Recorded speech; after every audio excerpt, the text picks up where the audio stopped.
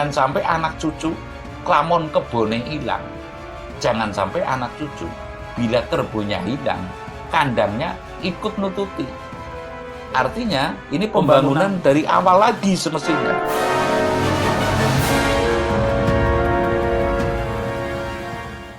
Sebagai masyarakat yang berbangsa dan bernegara, perjalanan negeri ini sudah cukup panjang. Namun sepertinya kita, di antara kita atau masyarakat kita, masih banyak yang merasakan penderitaan, dalam artian untuk saat ini yaitu penderitaan pikiran dan juga penderitaan hati atau perasaan. Saya ingin panjenengan ya memberikan, istilahnya kalau dalam Jawa, ular-ular atau pitutur atau nasihat untuk kita sebagai generasi Jawa atau generasi Nusantara ini, bagaimana agar tidak demikian, Mbak? Tapi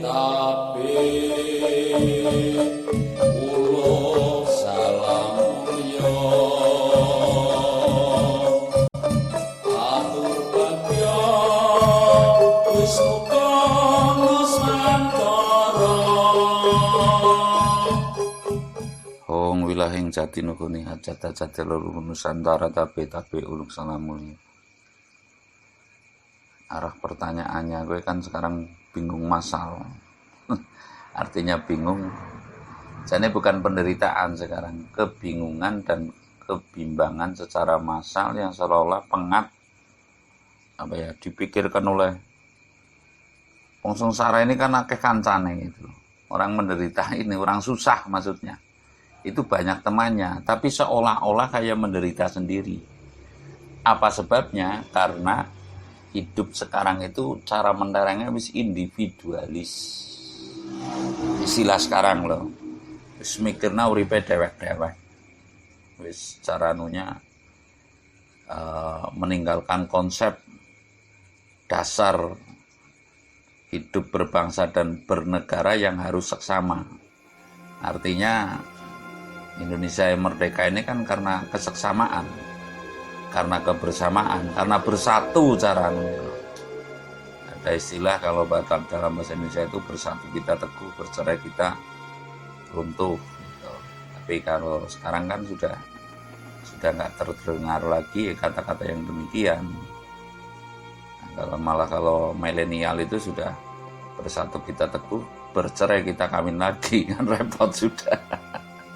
Jadi karena memang kita terlalu arahnya kalau menurut saya itu, kalau ini sekedar pendapat, kita nguri-uri lagi kata mutiara para pendahulu kita, para leluhur.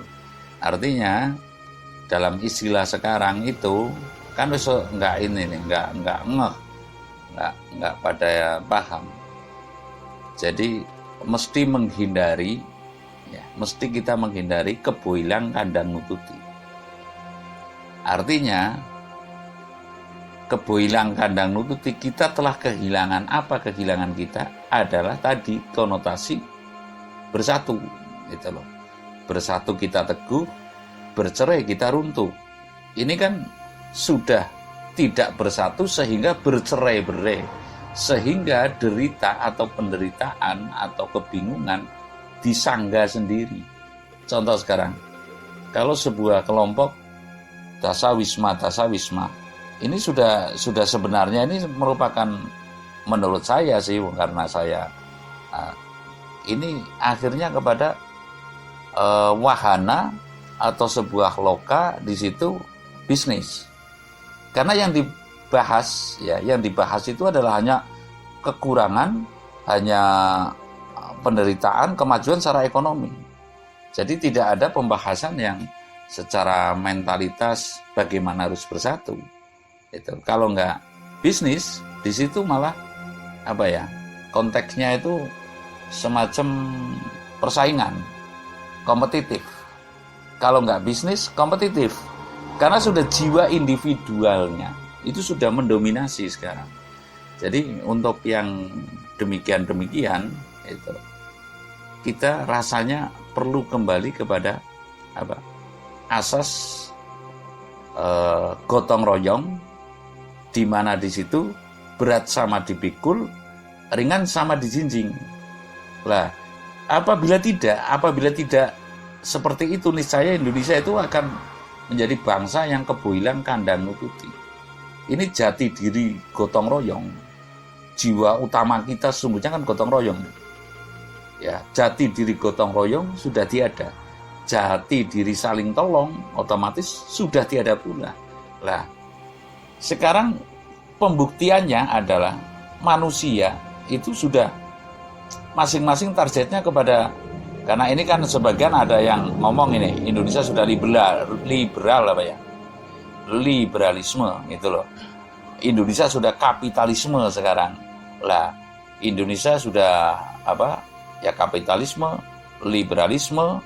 Terus ada sebagian yang mengatakan juga itu anarkisme, ya kan? Kalau itu kan anti kapitalis dan anti imperialis gitu loh. Konsep dasar dari tujuan merdeka ini mesti dikembalikan. Artinya bagaimana konteksnya kembali kepada asas gotong royong. Lah, apabila tidak ada asas gotong royong, niscaya keboilang kandang nututi. Gitu. Keboilang kandang nututi ini sudah kehilangan jati diri, sudah kehilangan apa yang ada. Artinya apa yang ada itu jiwanya, jiwa nasionalisme. Ini kan kita sudah kehilangan nih. Nah, kalau menurut saya kehilangannya sudah luar biasa. Dari yang semula ibaratnya kalau bertaaruf, ini terkait dengan kearifan lokal lah kalau kita ngomong. Kalau kita sedekah bumi itu di perempatan, agar semua kumpul di perempatan. Ya, sekarang kan saya nih Desa Kalisabuk, Kecamatan Kesugian, ya, Kabupaten Cilacap. Di Desa Kalisabuk itu kan luas, Mas. Kalau dulu yang namanya selamatan bumi lah itu loh, minta selamat ya, ruatan bumi. Itu bawa tenong kecilan saya ya, di perempatan saling kumpul. Sehingga saya bisa ketemu dengan orang, ini kan saya gerumbulnya Gumelar, dusunnya loh. Kalau sana paling utara itu dusun Pringtutul, itu bisa ketemu. Artinya sekarang kan orang Kalisabuk dengan orang Kalisabuk saja udah nggak mengenal gitu loh. Udah artinya jangankan orang Kalisabuk dengan Kalisabuk ya. Ibaratnya 3 rumah saja ini kan sudah nggak mengenal. Lah, tabiat ini yang betul-betul kita sudah kehilangan jejak atas asas kebersamaan. Jadi intinya keboilang kandang nututi ini harus kita hindari. Artinya begini loh, siapa yang menyuruh kamu hutang? Ya kan? Kita introspeksi, otomatis jawabannya butuh. Ya kan? Teguh kukuh kalah nang butuh. Lah, kebutuhan primer manusia sungguhnya apa? Kan kebutuhan manusia ada 2 nih, primer dan sekunder. Janganlah sekundernya ini diutamakan, tapi primernya. Nah, primernya diutamakan adalah sandang papan perumahan. Lah, ini semestinya loh adalah kewenangan mutlak daripada government itu pemerintahan ya. Ya, dari pemerintahan mestinya harus ada cara sekarang ini tata ruang. Dinas tata ruang ini menata sebuah itu yang mungkin nanti saya pernah berkata dulu dalam konten Satrio Opini, mungkin ada kata ideal pemukiman. Sehingga tidak pantaslah kita negeri yang gemah ripah loh jinawi, Lombok saja sampai melambung 100.000 kadang pernah kan 1 kilogram kan itu loh. Ini sangat tidak pantas, sangat tidak pas gitu loh. Sangat tidak tepat, bukan berarti saya menyalahkan, tapi ini perlu pemikiran yang lembut, perlu kita itu menjadikan negeri ini agar gemah ripah loh jinawi itu benar-benar terwujud adalah perlu penataan, perlu mengurai diri, perlu introspeksi. Kelemahannya di sudut mana ini? Mengapa kita negeri yang agraris ya, taruhlah 17.000 pulau kan, sekarang daging saja tidak bisa memenuhi gitu loh. Bukan saya menyalahkan, artinya kita mesti mawas diri bersama. Lah, karena apa? Awalnya adalah kita sudah kehilangan tapi tidak merasa kehilangan. Bisa dipahami nih ya. Kita sudah kehilangan jati diri, gotong royong, kehilangan ibaratnya kearifan lokal. Tapi tidak merasa kehilangan. Lah, karena tidak merasa kehilangan, kebone sudah hilang, kandangnya bisa nututi, gitu loh. Ini arti daripada kebo hilang kandang nututi maksudnya. Kita sudah kehilangan kerbau, tapi kita masih punya kandang. Kandang ini bisa kita bagaimana caranya, tidak mesti harus hutang. Maro apa ya kalau itu ya. Embret dulu, embret lah cara nunya. Menjagir, ya, memelihara kerbau orang lain, nanti punya anak kita dapat bagian, kandangnya kan masih ada. Kita masukin ke kandang kita, nanti dari hasil paruan ini kita sudah punya kerbau lagi yang dimaksud. Jadi kalau diteruskan nih saya ini Indonesia makin parah jika sudah kehilangan, tidak merasa kehilangan. Apabila tidak kembali kepada jati diri, sangat-sangatlah makin parah. Karena apa? Manusia sekarang sudah ditatapkan terus hari-harinya kepada sorot mewah. Intinya bangsa ini sudah kalah dengan sorot mewah. Intinya bangsa ini sudah kehilangan, tapi tidak merasa kehilangan. Sehingga untuk menghindari terjadinya lebih carut maut itu lebih baik kita kembali ke kandangnya, artinya memelihara kandangnya. Lalu saya tanya, nah, terjadinya kehilangan yang banyak tidak kita rasakan ini kan sepertinya bukan hanya dari faktor dalam negeri. Ya, kemungkinan atau banyak orang membicarakan itu juga terjadi campur tangan dari bangsa lain atau dari negara lain. Menurut pandangan bagaimana? Nanti saya bercerita politik malah kalau begitu. Artinya begini, kira-kira calon pemimpin tahun 2024 itu harus ada keterkaitan apabila masih seperti ini. Harus caranya ada campur tangan dari Amerika nggak? Izin ke sana, minta dukungan, dan sowan. Kira-kira begitu nggak? Bisa saja begitu. Ya kan? Lalu campur tangan dari, maaf gitu, dari Jazirah Arab kira-kira ada nggak itu? Ini kan masing-masing negara ini kepengen maju nih, ya kan?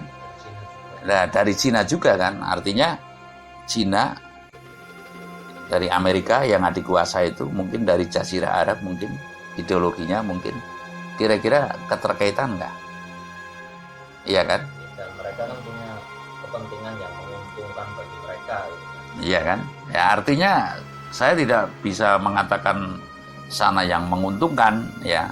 Hanya saja ya yang namanya manusia itu rata-rata ya, jangankan manusia secara masyarakat umum ya. Sekarang negara saja itu kan berkiblat kepada keuntungan yang bersifat materi semata. Keuntungan ini kan pasti didapat ya, sesungguhnya gitu loh ya.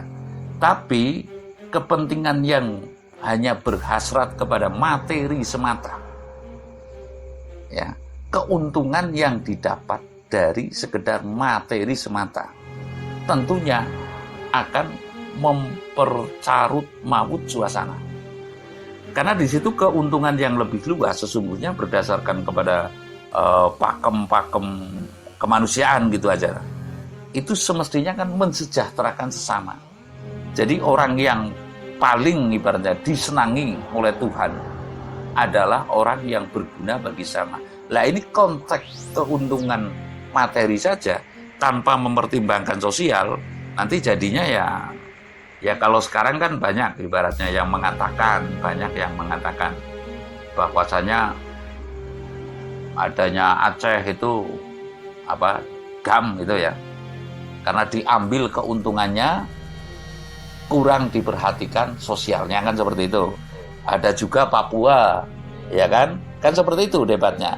Lah ini makanya ada sebagian ini orang saya yang mengkesankan ya bahwasanya kalau orang Jawa di Irian, kalau orang Jawa di mana gitu, orang Jawa di Aceh gitu, kesannya kayak penjajah gitu loh, ya kan?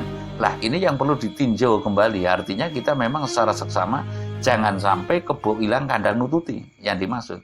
Kita sudah kehilangan persatuan, kita sudah kehilangan jati diri. Konsep-konsep dasar kemerdekaan ini sudah kehilangan, tapi kita tidak merasa kehilangan. Gitu.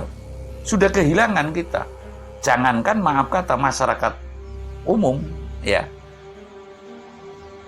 negeri pun orang yang para pejabat tinggi negara atau para penyelenggara yang ditugasi untuk mengelola negara ini sebenarnya sudah kehilangan. Kemana arah ini? Contoh kita melihat sekarang ada sosok politikus yang mendukung si A, ya, kelompok si A, lalu mentok si A ini, lalu akan berbalik bingung juga. Ini kan sudah menunjukkan. Ini terkadang orang-orang pada ngomong netizen berbanyak cerita background dari para pemangku kepentingan yang notabene atau katanya itu berjuang untuk rakyat dan ternyata banyak yang pengusaha. Saya kan telah mengatakan dalam konten kemarin, semoga bangsa ini sadar bahwa saja bangsa ini adalah bangsa yang berbudi luhur, sehingga janganlah memilih pemimpin ya seyogianya, bukan jangan ya, seyogianya tidak memilih pemimpin yang tidak bisa memayu hayuning bawono. Ciri daripada pemimpin yang bisa memayu hayuning bawono itu adalah terah kesumo rembesing madu tedak ing antopo turuning anggono mari. Ini loh. Jadi kita harus berkiblat kepada jati diri kita, bahwasanya Indonesia itu punya jati diri yang kalau kita boleh ngomong itu maha dahsyat, maha hebat, itu loh. Apa jati dirinya? Adalah budi pekerti yang luhur, itu loh. Adalah adat ketimuran. Kembali lagi kepada adat ketimuran. Lalu seperti ini nih, saya mengatakan keboilang kandang nututi, ini kan kata-kata bijak kalau itu, ya kan? Jangan sampai anak cucu klamon kebone hilang. Jangan sampai anak cucu bila kerbonnya hilang, kandangnya ikut nututi. Artinya ini pembangunan dari awal lagi semestinya, gitu loh. Karena sudah tidak punya kerbau, ya kan? Kembali kepada basic jati diri bangsa, lalu menata kembali dengan kita waspada. Kalau ini saya bertema, bukan saya mengatakan kejahatan luar negeri ya, tapi kalau zaman Orde Baru, kita waspada kepada ekstrem kanan dan ekstrem kiri. Ekstrem kanan adalah orang yang mau menjungkalkan, orang yang berniat menjungkalkan ya, keadaan dari maaf kata, dari faktor ini. Saya menirukan kata-kata Bung Karno ya, orang yang sudah kecanduan agama ya, ini ekstrem kanan. Ekstrem kiri ini adalah orang yang membawa paham dari Soviet yang akan mengubah pandangan hidup bangsa Indonesia ini, bangsa Nusantara ini menjadi paham komunis. Jadi ini ekstrem kanan dan ekstrem kiri. Sebab tidak ada anjuran yang namanya Nusantara itu, maaf kata, untuk menjadi negara agama. Tidak ada anjuran pula Indonesia ini untuk menjadi negara komunis. Artinya negara nasionalis yang melindungi segenap bangsa dan seluruh tumpah darah Indonesia. Itu loh. Jadi tidak ada kaitannya nih, maaf kata. Kalau agama saya bilang kan tamu, Mas. Ya kan? Kita boleh saja tidak dikatakan orang tidak beragama, ya bisa saja. Tapi kita berketuhanan yang Maha Esa kan, berpancasila. Itu kan prinsip kan, itu loh.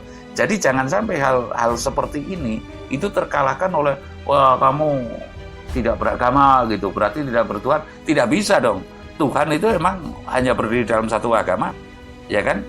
Artinya yang tidak ada anjuran pula dari panutan agama, umpamanya Kristen nih, anjurannya adalah apa? Instruksi pokoknya Tuhan Yesus, Bapa Allah, ya kan? Lah, ini kan tidak ada anjuran. Indonesia jadikan negara Yesus itu loh. Negara Kristen nggak ada kan?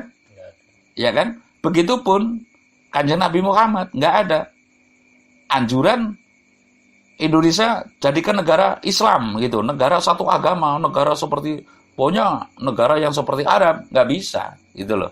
Artinya memang ini kita sudah kehilangan jati diri. Kalau boleh saya katakan, bangsa ini sudah kasarnya ngomong, sudah konyol cara berpikir. Ya, konyol cara berpikir karena rumangsa pinter, ora pinter ngrumangsani. Jadi sekali lagi saya mengatakan bahwasanya untuk menghindari kebingungan ya. Kebingungan ini kan lalu terasa penderitaan, ya kan? Penderitaan hati dan penderitaan pikiran kan seperti itu kan? Sebenarnya kalau nggak perlu ini ada kata menderita kalau sudah ada penggamblangan atau kejelasan misi dan visi hidup ditelaah pada masing-masing manusia, terus misi dan visi berbangsa dan bernegara. Ini semestinya nggak ada kata penderitaan gitu loh. Tapi kenapa sekarang penderitaan rakyat gitu loh, penderitaan individu gitu loh, kan kelihatannya lucu juga. Jadi kita berbangsa ini kan untuk apa? Artinya untuk mensejahterakan sesama, untuk melindungi sesama gitu loh.